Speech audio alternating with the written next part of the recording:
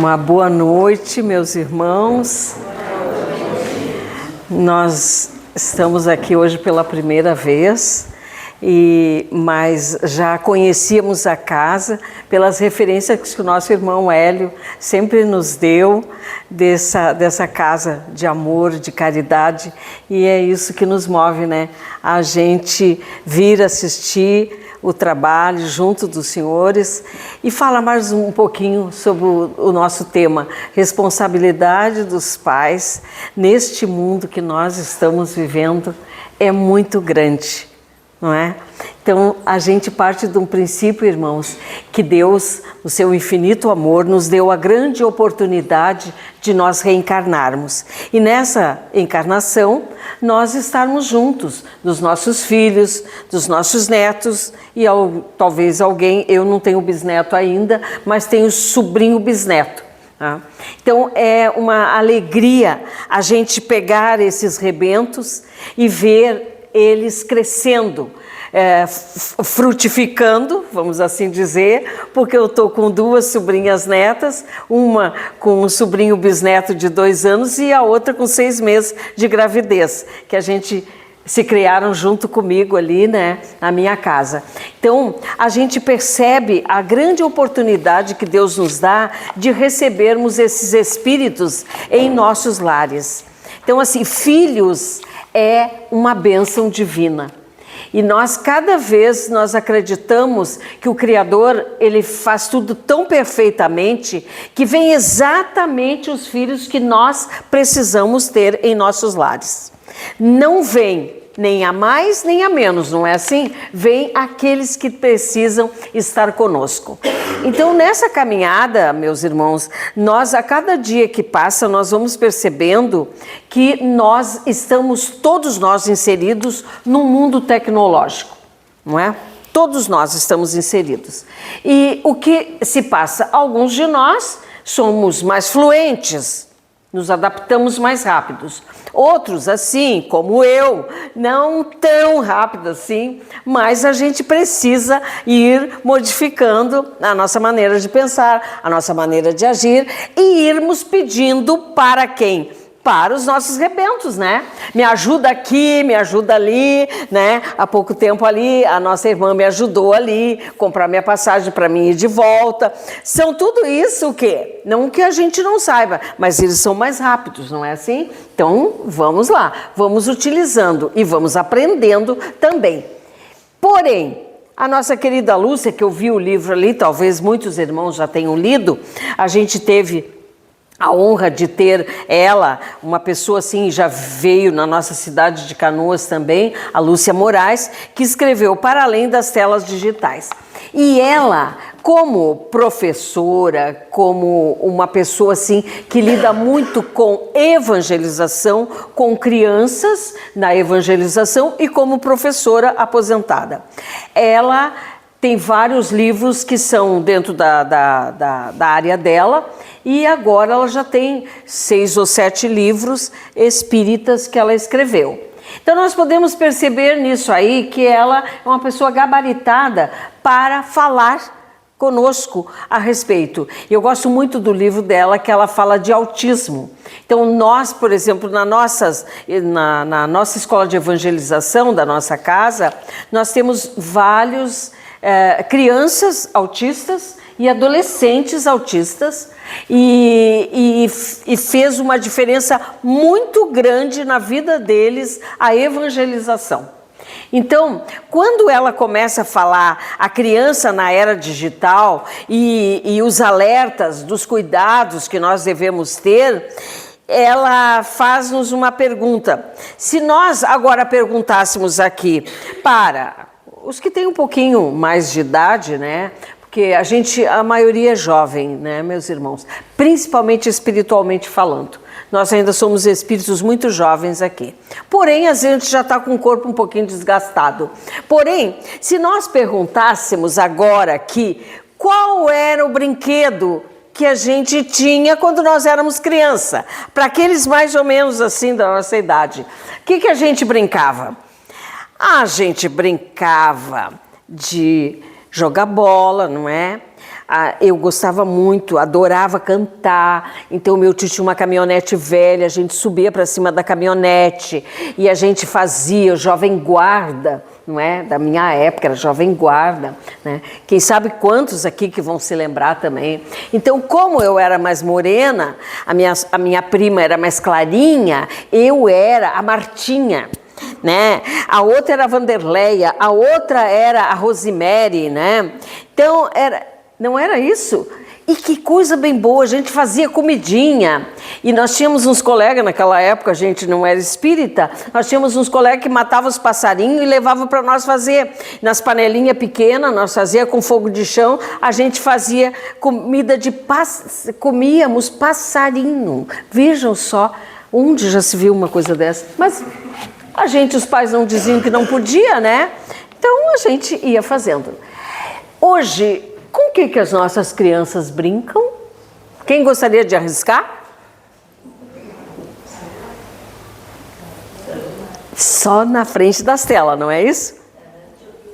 Só isso, a maioria. É raro assim, sabe? Eu tenho esse sobrinho bisneto que tem 2 aninhos e eu acho incrível quando ele pega o celular para procurar os filmezinhos, ele fala assim: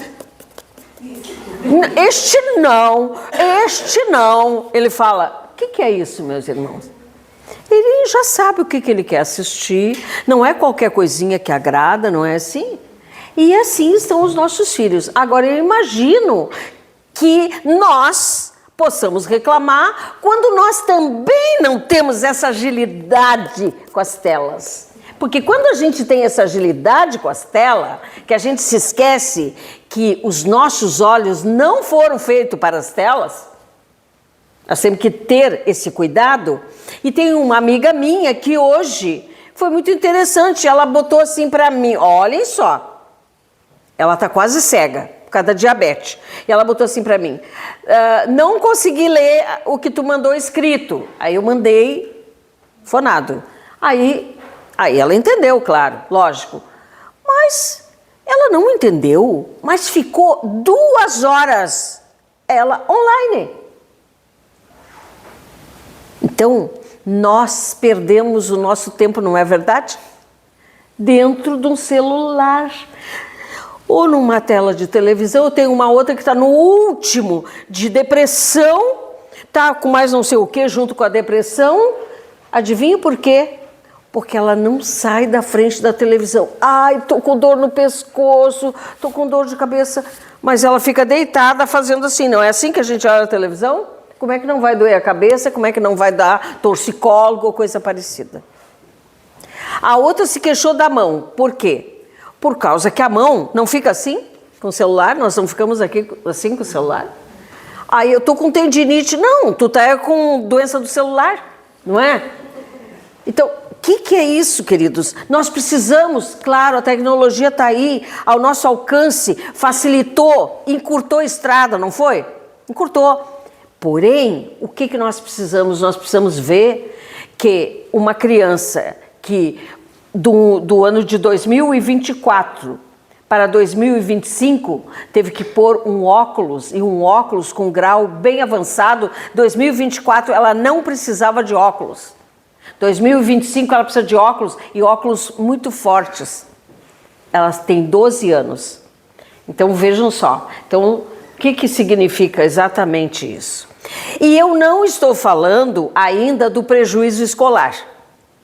O prejuízo escolar é imenso, imenso, porque nós estamos com crianças de várias doenças, agora é ter mais não sei o que, não é assim? E mais isso, mais aquilo, inclusive nós temos que ter este cuidado, porque o rendimento final, ele é muito baixo. E uma das coisas que ela coloca aqui, a Lúcia coloca aqui, que nunca aconteceu de um filho ter QI menor do que o pai. E hoje as crianças estão com QI menor do que os pais. Por que será? Porque eles não saem da frente das telas. Então, assim, a gente, a cada dia que passa, nós estamos percebendo que a criança é prazeroso para ele ficar ali na frente do celular. Mas nós sabemos que a realidade é outra. A realidade é outra. E eu achei bem interessante que ela conta uma história. Alguém já leu esse livro?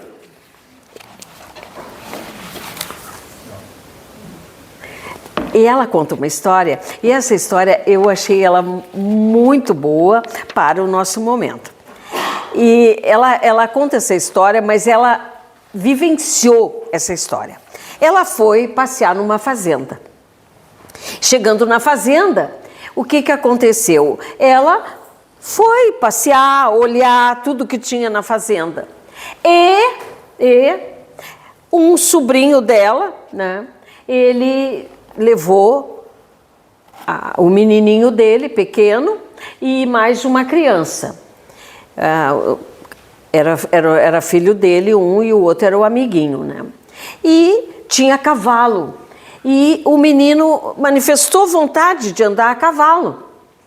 E então o peão disse, eu não sei andar a cavalo, não posso andar com ele. E o peão disse, não se preocupe, que eu ponho os dois e conduzo os dois no cavalo. E foi o que ele fez. E ele olhou e disse assim, puxa vida, um estranho carregando aquela criança, né, o meu filho. Pegou e disse assim para ele, vem cá, vamos parar um pouquinho aqui, eu quero que tu me ensine. Eu não sei nem subir no lombo do cavalo. Aí o peão ajudou ele, ensinou ele tudo mais, subiu e tudo mais, e deu umas voltas com ele. Daqui um pouco ele disse assim, não, mas eu quero acelerar um pouquinho mais, né? Aí aceleraram um pouquinho mais, tá. Aí ele disse, agora filho, agora tu vem. Agora o papai vai te levar. E colocou o filho e ajeitou de forma tal que o filho ficasse exatamente numa posição confortável, encostado nos peitos dele. Por quê? Porque pai com filho pequeno ou mãe, a gente sempre quer proteger, não é isso? E foi o que ele fez. Quis proteger o filho. Então, o menino ficou deslumbrado, ele segurando as rédeas e a ponta da rédea o menino segurando também lá na ponta, se achando, né? Sabe como é que é a criança, né? Querem também disputar, ainda mais quando saem junto com o pai. Meu pai não sabia andar a cavalo, aprendeu e agora eu estou aqui e ele tomando conta das rédeas. Então imaginemos a cena. E a Lúcia estava observando, viu tudo, registrou na sua mente.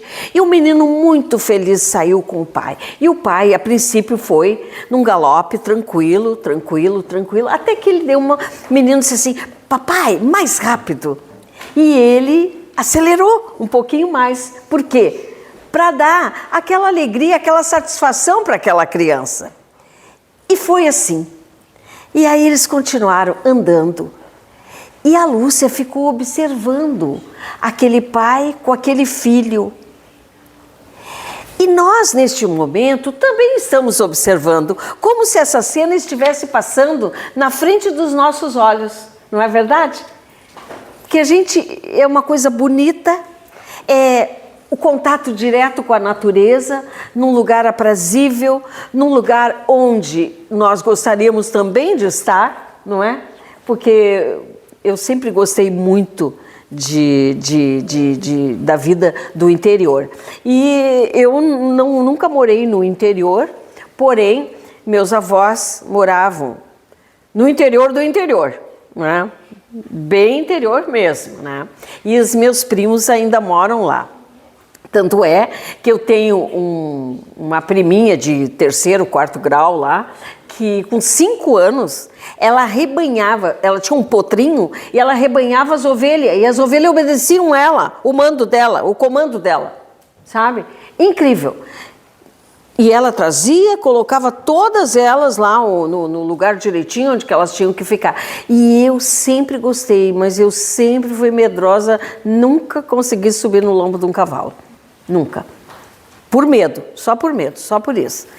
E eu imagino nesses momentos, e a Lúcia diz assim, anotei Desculpe, anotei nessas cenas a presença de alguns elementos bem icônicos.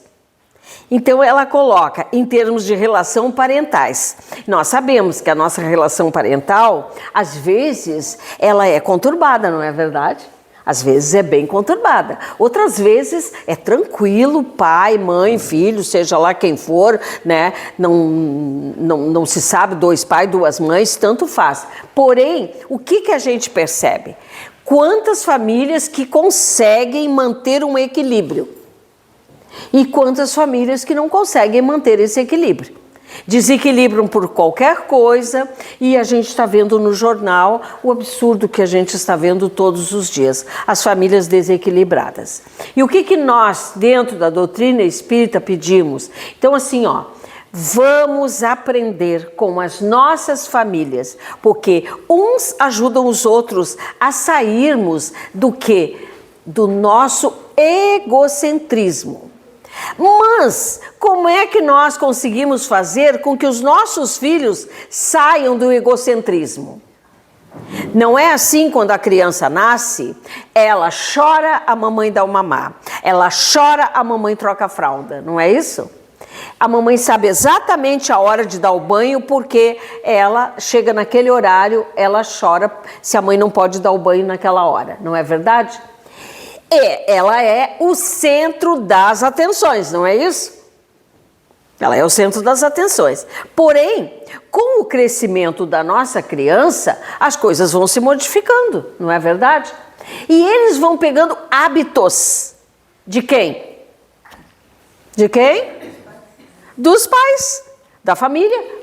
Quantas crianças que não são criadas pelos pais, são criadas pelos avós. E eles copiam, não é assim? Então, o que nós vamos dizer neste momento, meus irmãos? Quando as nossas crianças são pequenas, elas querem a atenção voltada toda para ela. Por quê? Porque se nós não trocarmos a fralda, ela vai ficar sujinha. Se nós não dermos banho, ela vai ficar com problema de pele. Se nós não dermos comida, o que vai acontecer? Ela vai morrer de inanição. Então, nós precisamos estar atento para essas necessidades, né? Então, como acontece tudo isso? Muitas e muitas vezes, as nossas crianças crescem e nós continuamos do mesmo jeito que elas eram pequenas. Nós não deixamos elas se desenvolverem. E quando nós nos damos conta, as nossas crianças estão fazendo o quê? Mandando em nós, né? Eu vou ficar até a hora que eu quero no celular. Eu tenho meu tablet, não sei mais o que, a mamãe fecha a porta do quarto e a criança pega lá na gaveta onde que ela colocou. Não tá assim? Não é isso que nós estamos vendo? Então, assim, não temos mais, nós não damos mais limites e os nossos filhos estão sem limites. E nós precisamos, com urgência, rever nossos conceitos. Rever. E eu achei bem interessante uma fala que ela fez aqui neste livro, que ela diz assim, quantas vezes nós acordamos de noite, vamos ver se não tem uma mensagem lá. E dos 2 minutos que a gente podia ver a mensagem, nós ficamos 2 horas ou mais. Depois a gente no outro dia diz, dormi tão mal essa noite, por que será? Vai para o trabalho bocejando, por que será? Qual é o exemplo que eu estou dando para o meu filho? Mamãe, eu vi a luz do teu quarto, acesa de madrugada. Mas a gente não vai dizer que eu estava na tela do celular. A gente fica até com vergonha de dizer muitas vezes. Mas às vezes é lá que nós estávamos, 2 horas, 3 horas, porque como passa ligeiro quando tu está no celular, né? Quando a gente está trabalhando, como as horas demoram, não é verdade? Mas no celular elas voam, não é assim? É comigo ou é com vocês também? Eu acho que é, né? Com todos nós, né? É impressionante, eu sempre falo assim, eu digo, que coisa de louco. Claro, eu digo, uma coisa que eu estou pedindo para as minhas amigas, né? Por favor, não me mande mais figurinha. Fica as caixas tudo cheias, tu tem que estar toda hora limpando, figurinha, figurinha. É legal, claro que é, mas manda lá, bom dia, tudo bem? Não é assim? Eu estou fazendo assim. Agora, bom dia, tudo bem? Daí eu tenho uma amiga minha que é muito carente, ela escreve um textão assim, sabe? Eu disse para ela, tu devia ser escritora, mulher, né? Os textão, assim, que ela manda, sabe? Mas a gente tem que ouvir, porque ela está carente, não é assim? Então a gente tem que ouvir. Então vamos, quando a gente estiver muito carente, sabe o que a gente faz? A gente vai ajudar aquele que está mais carente que nós. Aí a gente não tem tempo nem de ficar muito no celular, não é verdade? Vamos lá, mas vamos lá. O que mais que ela fala aqui que eu achei bem interessante? Que ela diz assim, ó, que nós confiamos naqueles que nos criaram.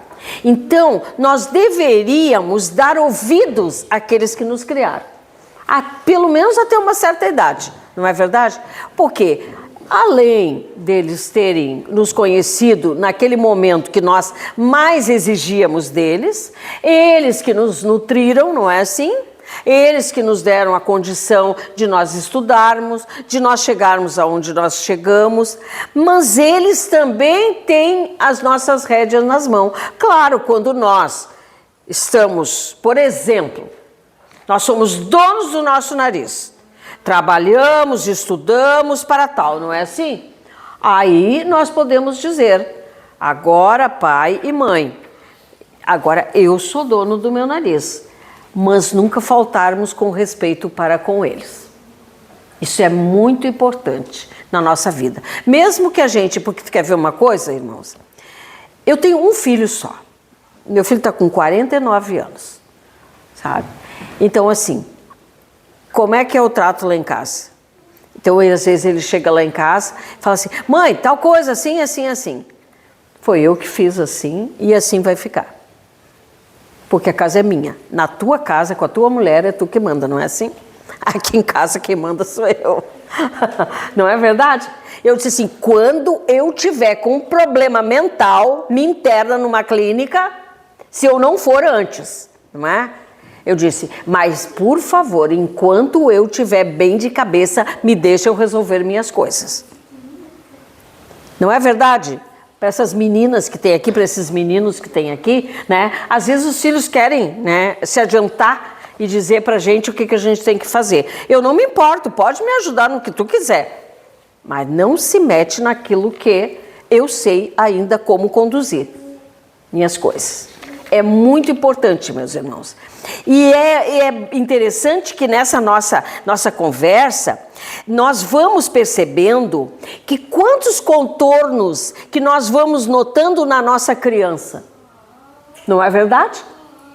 Então, assim, ó, hoje, os irmãos daqui da casa que fazem atendimento fraterno, não sei se tem tanto quanto nós lá em Canoas. Porque a nossa casa fica bem pertinho do bairro Guajuvira, que é uma população que podia ser uma cidade, né? O bairro Guajuvira, não sei se alguém conhece. Conhece, irmão? É. Então, nós atendemos muitas famílias do bairro Guajuviras. E é assim, ó, filho matando pai, matando mãe, né? Roubando dos próprios pais. E é exatamente isso que nós precisamos estar alerta. Então, assim, quando a gente vê determinadas debilidades dos nossos filhos, porque nossos filhos são espíritos também que vieram para junto de nós, para nós encaminharmos eles na vida. Foi ou não foi? Essa é a nossa tarefa. Então, por que nós vamos deixar eles penderem para um lado que não é o melhor para eles, para nós e para a comunidade a qual nós vivemos? Então nós precisamos estar muito atento para isso, para não desviarmos-nos do caminho. E nesse caminho nós vamos perceber, meus irmãos, que nós perdemos as rédeas dos nossos filhos. Aquele pai da história que a Lúcia conta, ele pegou as rédeas na mão quando conduziu o seu filho. Mas com aquilo ele nos trouxe um exemplo de como nós precisamos conduzir a vida dos nossos filhos enquanto eles forem nossos dependentes. Enquanto eles forem nossos dependentes. Enquanto eles morarem debaixo do mesmo teto. Eles precisam as regras da casa. Não é verdade? E isso faz com que nós aprendamos a nos respeitar. Porque senão, qualquer dia desses, a gente não se respeita dentro da nossa própria casa. E uma das coisas, queridos, que eu sempre falo e digo, melhor coisa é quando nós aprendemos a respeitar os nossos pais, os nossos avós, nós vamos saber ser respeitados depois. Porque nós vamos fazer com que nossos filhos também nos respeitem. Isso é muito importante na vida de relação. E nós vivemos numa vida de relação.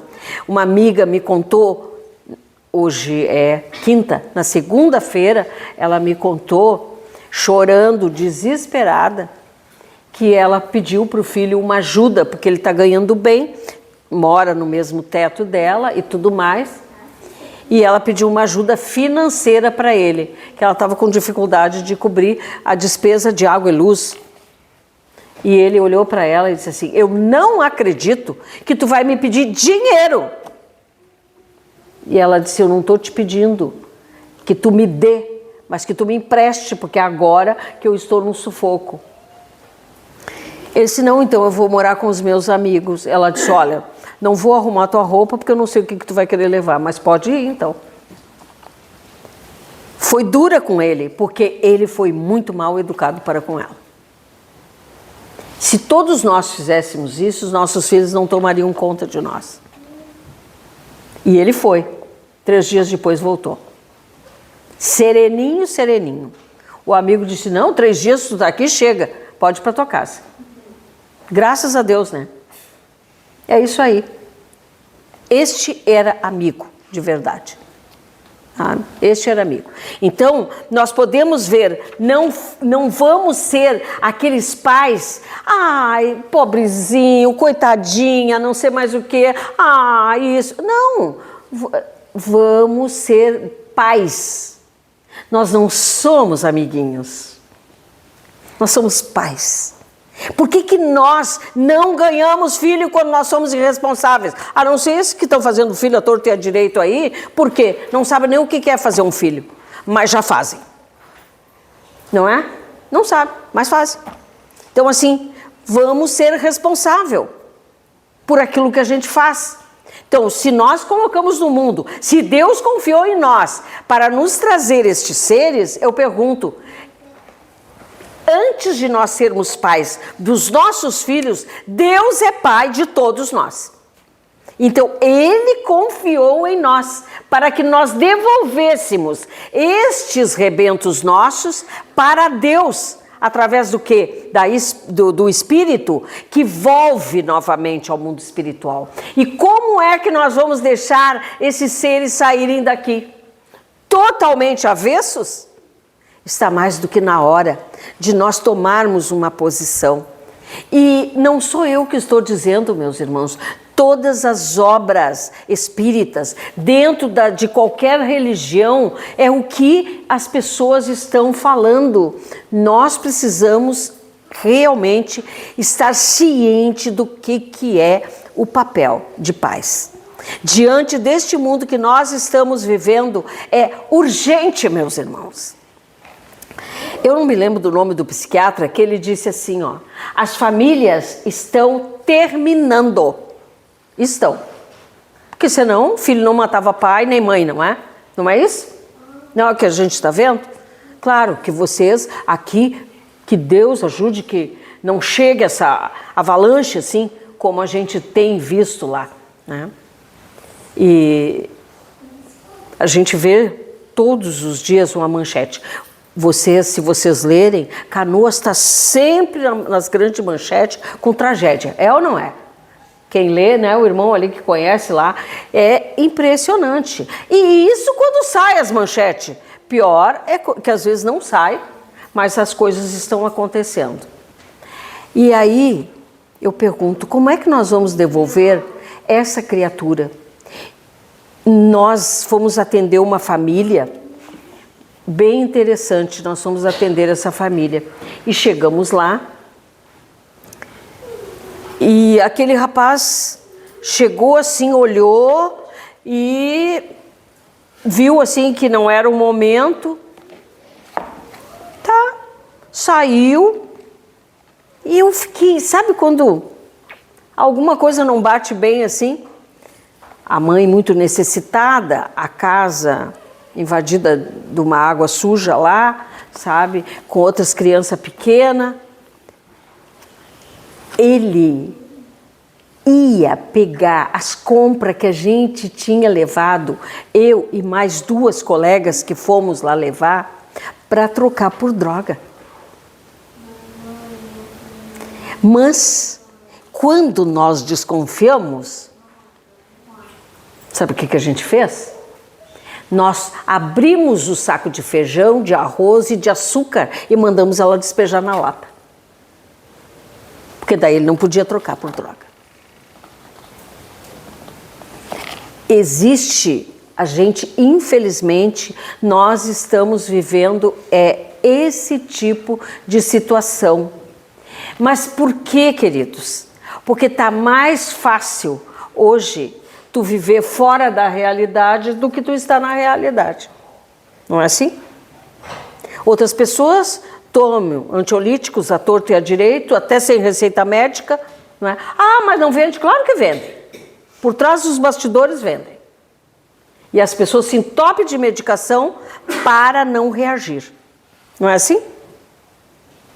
Então, nós estamos vivendo momentos que, eu vou dizer, eu vou ser bem franca com vocês, meus irmãos, nós não gostaríamos de saber dessas coisas, mas a gente sabe. E a gente sabe e a gente tem que lutar por isso. Cada um de nós contribuindo um pouquinho. E aí, eu tenho uma pessoa da família que diz, não, tia, agora tá tudo numa boa, sabe? Porque agora eu não uso mais droga. Isso, mas o que tu tem no meio dos dedos? Um cigarro. Só era lícito. A outra era ilícita. Mas agora este é lícito. Então, hoje, cada vez mais, nós estamos num planeta de provas e expiações. Se cada um de nós contribuir para esse planeta transformar-se, ele está se transformando. Mas o pior de tudo, meus irmãos, é que nós gostaríamos de ter as pessoas também regeneradas, não é assim? Que não precisassem ter subterfúgio ou ir para outros lugares. Nós gostaríamos que os seres continuassem aqui conosco, nessa caminhada que nós estamos fazendo, cada um de nós procurando dar o seu melhor. Cada um de nós vencendo os males que estão ainda conosco e ajudando nossos filhos a despertarem. Por que que nas sociedades a gente tem a evangelização? Nós temos uma evangelização, graças a Deus, há 45 anos, a gente abriu a casa e já abriu com evangelização, né? E nunca parou a evangelização. Nós temos hoje um coral do nosso grupo de evangelização. Eles estão se apresentando nas outras casas, já se apresentaram também em outros lugares que não eram espíritas, e todos os anos, há 9 anos, nós somos convidados para fazer uma palestra quando o cemitério São Vicente ainda era dos padres. Eles nos convidavam para fazer uma palestra espírita e os jovens cantavam. Então, a gente vê o quanto é necessário que os nossos jovens possam participar destes grupos e eles se sentem, é lindo de se ver como eles se sentem assim, ó, sabe, compensado pelo trabalho. Eles entram na sociedade, os nossos adolescentes entram às 1h30 e saem de lá às 6h30 da tarde. Por quê? Porque nós colocamos eles nas salas de evangelização, junto com os evangelizadores, para eles ajudarem. E eles se sentem assim o máximo. Eles não são evangelizador, mas são auxiliar dos evangelizadores. O que é isso? Estamos tirando a gurizada da rua. Então, assim, tem os encontros, eles vão para os encontros, não é? E vem de lá assim contando, e logo em seguida eles trazem um coleguinha também para a evangelização. Então faz com que o nosso grupo esteja um número bom e pessoas assim que estão se responsabilizando. Inclusive, tem 2 meninos lá que já usaram droga também e que agora eles dizem, sabe, que bom que o fulaninho e o outro nos trouxeram para cá. O que é isso? É abrirmos nossos horizontes, sabermos que a nossa tarefa é muito grande. Nós temos pais que deixam as crianças lá na frente, mas eles levam todos os sábados as crianças, os adolescentes, mas eles não vêm para o ciclo de paz que a gente tem. A gente tem um ciclo de paz que funciona exatamente 1h30, enquanto as crianças estão na evangelização, depois o horário dos adolescentes os pais levam e ficam também. Enquanto isso, eles também estão aprendendo como lidar com as suas crianças, porque nós pegamos criança a partir de 0 ano até 11, e depois de 12 até 21. Então, o que é isso? Não é bom as nossas crianças aprenderem o que é Deus, o que é Jesus? É isso. E nós precisamos urgente apresentar Deus para as nossas crianças. Nada melhor do que estarem num ambiente sadio, ou estarem num ambiente falando de Deus, falando de Jesus, respeitando a Deus e a Jesus. Porque quantas crianças que dizem, mas nunca me falaram de Deus lá na minha casa. Nunca. E é exatamente isso que nós precisamos falar de Deus. Deus, trazer Jesus para dentro do nosso lar. Por isso, meus queridos, nós recomendamos o Evangelho nos lares. O Evangelho nos lares é uma luz que nos aquece, não só nossa alma, mas aquece também o nosso corpo. A partir do momento que nós nos enganjamos a fazer, cada um sabe o seu dia certo, o seu horário certo, vamos resolver com a família para que todos estejam presentes. Eu não sei como é que está meu tempo, irmão. Ah, tá. Eu vou contar uma historinha rápida para vocês. Meu filho fazia sempre o evangelho conosco. Até que um dia ele, sabe, não chegou para fazer o evangelho. Aí eu e meu marido começamos a fazer o evangelho. Daqui um pouco ele entrou na porta assim, segurando os olhos para as lágrimas não caírem. Ele tinha 18 anos nessa época. E eu olhei para ele e vi que ele não estava nada bem, sabe? Que a gente conhece os filhos que tem, né? E eu falei para ele, o que houve? E ele começou a chorar. Senta aqui. Mãe, ele tinha moto nessa época. Mãe, eu estava vindo para cá agora. E o meu amigo estava vindo na minha frente de moto. Eu vi que era ele, eu apressei um pouquinho. E ele bateu na traseira de um carro na sinaleira ali, assim. Mãe, ele foi mal para o hospital, mãe. O médico disse que acho que ele não vai viver. E começou a chorar. Que ele tinha um grupo de amigos, assim, que há muitos anos a gente sempre morou naquele bairro e eles fizeram uma boa amizade. E eu disse assim, então senta aqui e vamos rezar, não é? Vamos rezar. E começamos a fazer. Ele falou todo o nome do rapaz e nós começamos a fazer. O rapaz estava com 21 anos nessa época. Nós começamos a fazer oração. Nós terminamos de fazer a oração e ele disse, mãe, eu vou lá no hospital. Aí foi lá no hospital. O hospital é bem era pertinho da minha casa, agora eu estou morando um pouco mais distante. E aí ele demorou para chegar. Aí era 1h pouco quando nós fazíamos o evangelho naquela época, às 10 horas da noite. E era 1h pouco e eu estava atenta, sabe? E aí ele chegou e falou assim: mãe, o médico fez uma cirurgia nele muito delicada, mas o médico disse que tem todas as chances dele sobreviver. Mãe, eu tenho certeza que foi nossas orações. Por quê, irmãos? Por quê?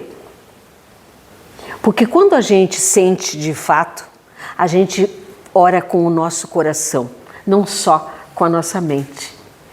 E, de fato, o rapaz continua tendo moto ainda, sabe? Ele é um pouquinho mais velho do que meu filho, continua tendo moto, do mesmo casado, graças a Deus que meu filho não tem mais moto, né?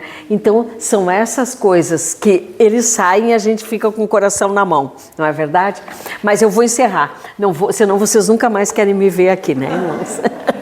Vou encerrar. E vou encerrar com uma frase linda de Camilo, através da mediunidade do nosso querido Raul Teixeira, no livro Minha Família, o Mundo e Eu. Quem não leu esse livro, ele é fantástico, irmãos, é maravilhoso. Eu uso muito para os encontros de família, eu uso muito esse livro e para os encontros de casais. E o Camilo nos diz assim: em realidade, és mais importante na vida deles do que imagina. Afinal, eles vieram para os seus braços, fostes quem anelastes recebê-los, e o que mais importará na construção, na personalidade dos seus filhos, será a qualidade da interação que tenhas com eles. Os teus exemplos de dignidade, de bom senso, que lhes ensinarás a enfrentar os incontáveis episódios da vida deles com luz na mente.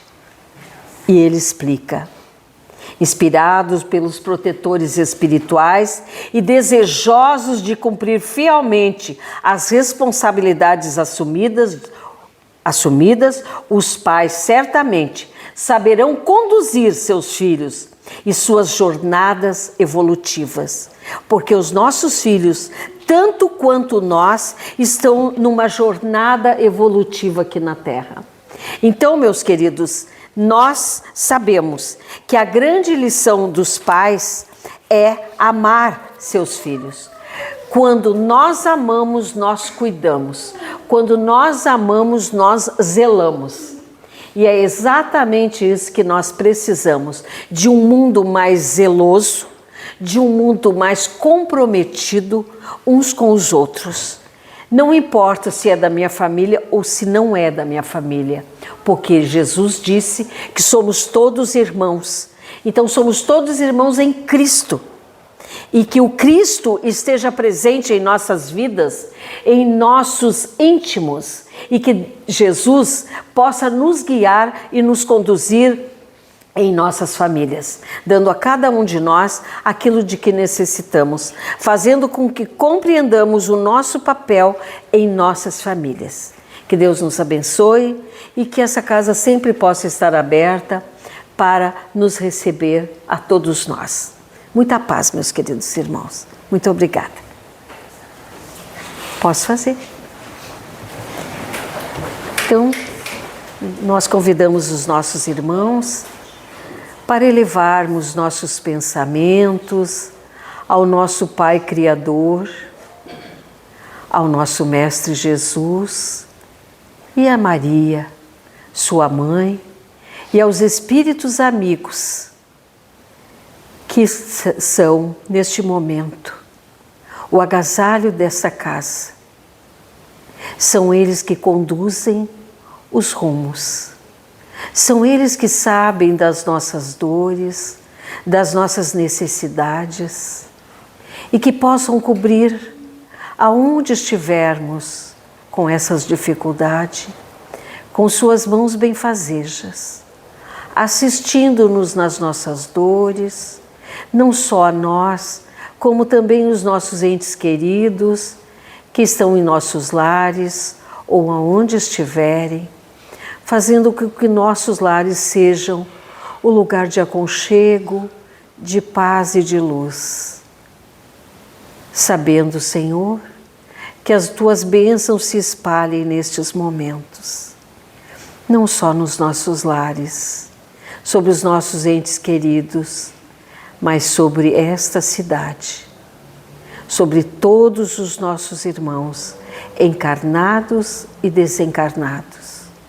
Que nestes momentos nossas vibrações de amor possam se expandir além deste território que estamos habitando, que possam ir além fronteiras e chegar os nossos pensamentos, as nossas vibrações aos nossos irmãos aonde existir a necessidade.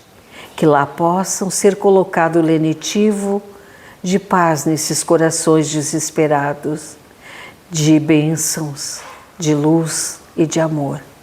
Abençoa-nos, Mestre, e que ao sairmos daqui nessa noite possamos levar um pouquinho do Teu amor em nossos corações. Gratos estamos, Senhor, pelas Tuas bênçãos. E por isso te pedimos para encerrarmos esse trabalho com votos de sucesso em nossos corações para abrigarmos o amor dentro de cada um de nós. E que assim seja, meus irmãos.